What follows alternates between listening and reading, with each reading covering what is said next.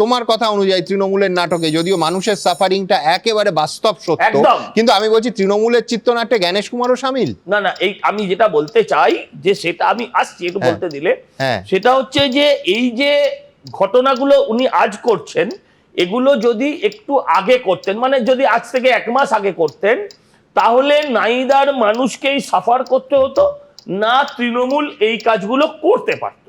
এবার প্রশ্ন হচ্ছে তাহলে উনি আগে করলেন না কেন? আপনার দেখুন, এরা সরকারের, এই রাজ্য সরকারের মতন নয় যে যা মনে আসবে সেটাই আইন, সেরকম না।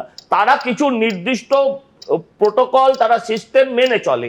আপনাকে প্রথমে চিঠি দেওয়া হবে, 1টা চিঠি, 2টো চিঠি, যে আপনি লোক দিন। আপনি যখন লোক দেবেন না তখন সে দ্বিতীয় কথা ভাবে। এতে করে সময় নষ্ট হয়েছে, কিন্তু তারা প্রোটোকলের বাইরে যায়নি।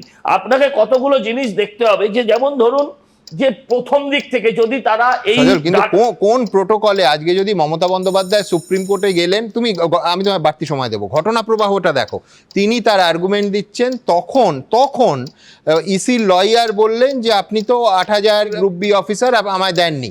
আমি বলছি তার আগে, তার মানে তর্কের খাতিরে আমি যদি ধরে নিতাম যে মমতা বন্দ্যোপাধ্যায় সুপ্রিম কোর্টে গেলেন না, কোনোদিন কোর্টে ইসির লয়ার এই খামতিটা বলতেন না, এখনো দেননি। সুতরাং আমি দেখাবো আলাদা প্রতিবেদন, কিন্তু পুরোটা তো আফটার থট। 8,500-এর কথা তো কেউ জানতেই পারতো না।